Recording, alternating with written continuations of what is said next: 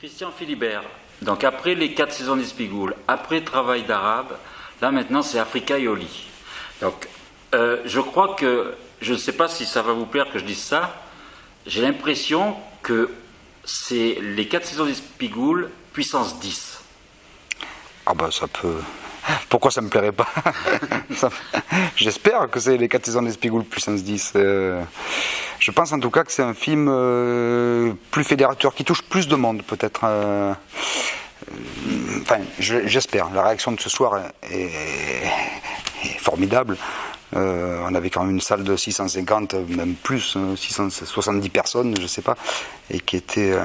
enfin, l'accueil a été exceptionnel. Bon, ça c'est... J'osais pas rêver d'un tel accueil. En tout cas, il faut dire que c'est le travail qui est rendu sur l'écran. Alors, vous avez dit en ouverture que c'était le film le moins cher de l'année, mais moi je trouve que c'est le film le plus grand au niveau humanité, au niveau de la découverte, de l'aventure. C'est le plus grand de l'année 2013, pour moi. C'était en tout cas, ouais, la question de l'humanité était au cœur de mes intentions de réalisation. C'était ça le but, partir des clichés qu'on peut avoir sur l'Afrique, ou même que les Provençaux trimballent avec eux, comme ça, à l'étranger. Et que les Africains ont sur les Provençaux. Bien entendu, et aller vers l'humanité. Et ça, c'était le vrai sujet du film. L'humanité, la fraternité entre les hommes ou les peuples, et il y avait une alchimie à réussir là, c'était forcément pas évident. Je partais quand même avec des atouts, enfin avec 2 acteurs quand même chargés d'humanité, Jean-Marc, Momo, tous les petits. Au début c'est pas évident, hein. Ils arrivent là-bas, ils se font un petit peu arnaquer, c'est le jeu, c'est les toubabs. Mais on comprend pourquoi aussi, parce qu'en même temps dans le film vous le dites ça. Oui. Que voilà, le côté avec les touristes, justement avec les Français qui viennent sur leur territoire, il y a une certaine façon, puis en même temps il y a plus que la crise chez eux. Donc ils essayent quand même de travailler, de faire vivre leur famille avec les moyens qu'ils ont, avec le peu de personnes qu'ils peuvent avoir. Donc c'est pas de l'arnaque. Non, ce sont en aucun cas des gens mal intentionnés. Ils essayent de récupérer ce qui tombe. Bien sûr, ils voient arriver régulièrement des Européens, des Français comme ça, avec souvent les poches pleines, et eux, ils n'ont rien. Et même le chauffeur de taxi, même s'il est payé, sa voiture tombe toujours en panne. C'est quand même... la vie, elle est difficile au Sénégal. Et puis c'est pas un pays qui est très riche, c'est pas un pays qui a des ressources, ni minières, il n'a pas de pétrole, ni d'or, ni d'uranium, et donc le tourisme, malheureusement, est pas encore assez développé au Sénégal. Ça, il mérite ça, alors que c'est un pays qui a un potentiel extraordinaire. Ce qui est formidable là-bas, c'est cette humanité qui se dégage des gens, cette philosophie de vie qu'ils ont, quoi. Ils sont confrontés à la mort, à la misère, hein, régulièrement, et pourtant ils arrivent toujours à trouver le moyen d'en rire, et même voilà, s'ils mangent pas aujourd'hui, ils mangeront demain. Et forcément, c'est toujours, pour nous, c'est une leçon de vie, hein, d'aller à leur rencontre. Alors Jacques Dussart disait aussi que c'était dur pour vous convaincre au début parce qu'apparemment vous n'aimez pas trop voyager. Oui, c'est vrai que je suis pas un voyageur. Moi, je suis l'anti-touriste. Moi, je vais pas aller dans un pays si j'ai pas un travail à y faire. Bon, sinon, je suis un rêveur. Je reste chez moi, j'imagine les films. Et là, c'était différent. Là, on allait en Afrique pour tourner un film. Et donc, j'étais dans un état d'esprit totalement différent. Et bon, ça a été l'occasion pour moi de découvrir l'Afrique, hein, que je connaissais pas. Et j'y suis allé une semaine en repérage avec Jacques au mois d'octobre, et puis après on est retourné 2 semaines seulement, hein. Le film s'est tourné en 2 semaines pour un film d'1h30. C'est vrai que ça paraît pas beaucoup. Bon, mais j'avais une équipe extrêmement motivés, ils étaient infatigables, quoi, parce que ce que je leur ai fait faire, on a courir avec la caméra, les micros en permanence toute la journée, parce que c'était pas des journées de 7 ou 8 heures, là, comme c'était des journées plutôt de 12 heures. On s'arrêtait jamais, voilà, jamais. On se levait, on prenait le petit-déj et on était reparti en tournage jusqu'à l'épuisement de chacun. Vous les avez même réveillés avec la caméra, ou c'était des scènes qui étaient préparées quand même? Au début, je les réveillais peut-être, mais après, je pense que c'est eux qui me réveillaient à un moment donné. Moi, je travaillais la nuit en plus, je réfléchissais au montage, on réécrivait avec Jacques le scénario toutes les nuits, en fonction de ce qu'on avait tourné la veille. C'est ça le problème de ne pas avoir vraiment de scénario au départ. À la fois on gagne en liberté. Et de toute façon, on n'aurait pas été capable d'écrire un vrai scénario comme ça, une continuité dialoguée de 90 pages qui soit aussi chargée comme ça en humanité.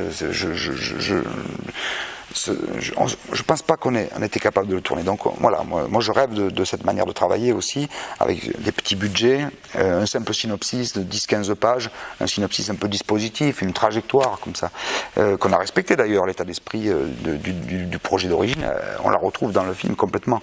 Après, qu'on passe par là ou par là pour arriver là, faisons confiance au réalisateur. Moi personnellement, je pense qu'il faudrait, il y a des films qui mériteraient beaucoup plus de travail d'écriture, et puis d'autres au contraire auxquels il faudrait pouvoir lâcher un peu la grappe, laisser les artistes s'exprimer, et s'il leur suffit de 10 pages pour tourner, à côté de ça on gagne la liberté qu'on gagne, on la gagne aussi en originalité. À force d'appliquer toujours les mêmes recettes, on arrive toujours un peu au même film. C'est ça que je dis. Moi, je rêve d'un cinéma différent et qui n'a pas sa place dans le cinéma français. Mais c'est malheureux, parce qu'il y a quand même de l'argent qui finance des tas de films d'art et d'essai, mais l'art et l'essai est tout aussi formaté que le cinéma commercial. Et ça, pour moi, c'est pas possible. Moi, je rêve d'un cinéma d'art et d'essai qui soit pour autant tout à fait populaire. Je pense que mon cinéma, c'est un cinéma populaire. Et c'est pas pour ça que c'est pas un cinéma de recherche, un cinéma expérimental. Voilà. Et c'est ce qui m'intéresse, moi, allier les deux.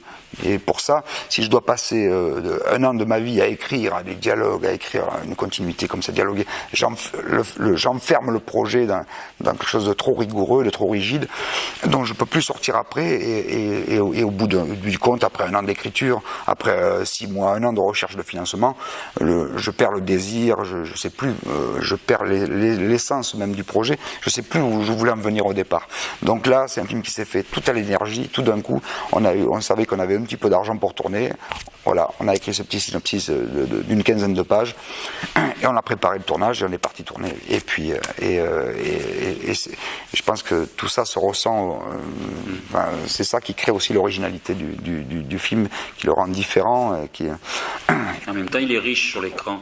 Donc avec le résultat. Oui. Il n'y a pas besoin de parler d'argent. Je pense que la forme, le contenu, les comédiens, c'est vrai qu'on ne se rend pas compte que c'est un film si vous dites que vous n'avez pas eu beaucoup de budget. C'est un vrai film de cinéma. Donc à un moment donné, c'est vrai que l'argent ne donne pas automatiquement les moyens pour créer. Parfois il vous prive d'une certaine liberté. Moi je trouve que le scénario parfois nous enferme parce que tout le cinéma le cinéma français d'aujourd'hui est totalement formaté. Cette continuité dialoguée finalement elle formate les projets. Alors c'est une industrie, c'est un moyen aussi, le scénario, de contrôler ce que les auteurs. Il y a une forme de censure là aussi derrière. Moi, je suis pour. Je demande pas des budgets énormes. Pour avoir cette liberté, je suis conscient qu'il faut avoir des petits budgets. Voilà. Mais il faut un minimum. Là, ce film-là, on l'a tourné avec quoi? On l'a tourné avec peut-être 150 000 euros. Il en vaut quand même, il vaut beaucoup plus. Si on avait payé tout le monde, c'est un film qui aurait mérité, mettons 400 000 euros pour que tout le monde soit rémunéré à la hauteur de son travail. Bon, les techniciens, les acteurs, tout le monde a des couleurs de recettes sur les éventuelles recettes. Il faut encore qu'il y en ait. Bon, pour autant, mais quand je vois l'investissement de chacun, j'avais une équipe merveilleuse, magnifique. Parce que jour et nuit. Oui, il s'arrêtait quand on était fatigué, il n'y avait pas vraiment d'heure. À un moment donné, dans la soirée, il fallait bien se rendre compte qu'ils n'avaient plus d'épaule, ils tenaient plus droit. Mais jamais personne n'a fait la moindre réflexion. Enfin, c'est quand même incroyable, quoi. Et personne n'était là pour l'argent. Connu là-bas, il y a autant de supporters de l'OM, il y a tout ça. c'est la vérité. 99% des Sénégalais sont des supporters de l'OM. Ça, je le découvre là-bas. Ce que j'avais pas forcément anticipé, c'est le côté marseillais qui allait ressortir. C'est-à-dire que Espigoul, à l'étranger, bon, mais Espigoul, c'est dans le Var, en vérité. Bon, même si c'est au nord du Var, vraiment pas très loin du Vaucluse, des Bouches-du-Rhône ou des Alpes-de-Provence, néanmoins, c'est quand même un village varois. Mais on aurait pu l'imaginer, l'anticiper. Je l'avais pas anticipé que l'image d'Espigoul à l'étranger, ça devient Marseille. C'était des Marseillais. Et donc il y a une identité marseillaise comme ça qui ressort du film, qui m'a un petit peu échappé. Mais c'est ça qui est beau aussi. Laisser les choses vous échapper.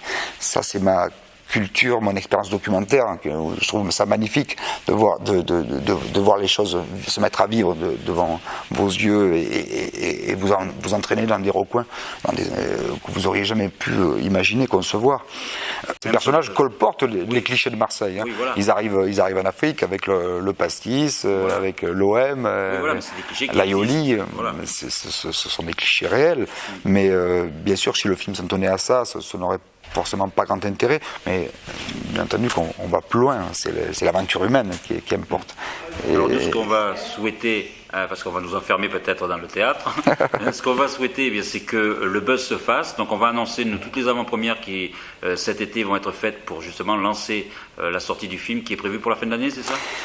Voilà, théoriquement le film devrait sortir, bon, je sais pas, décembre, janvier. Voilà, il faut que chacun se tienne prêt. Je vous donne rendez-vous sur nos réseaux sociaux, sur le Facebook, sur la page des 4 saisons d'Espigoul, notre page de fans, ou sur la mienne, sur notre blog espigoul.com, où d'ailleurs la liste des avant-premières est réactualisée tous les jours. Et voilà, venez voir ce film, venez aux avant-premières. Si ça vous plaît, parlez-en autour de vous. On ne pourra pas bénéficier d'un budget promo important, on le sait très bien. Il n'y a que le bouche à oreille qui peut donner à ce film une visibilité plus ou moins importante. Mais c'est ce qui s'était passé avec Espigoul. Les 4 saisons d'Espigoul n'avaient pas bénéficié d'une grosse sortie, mais le bouche à oreille, très rapidement, les médias s'étaient intéressés au film et on avait pu comme ça réussir à faire. On avait fait 100 000 entrées, 100 000 spectateurs.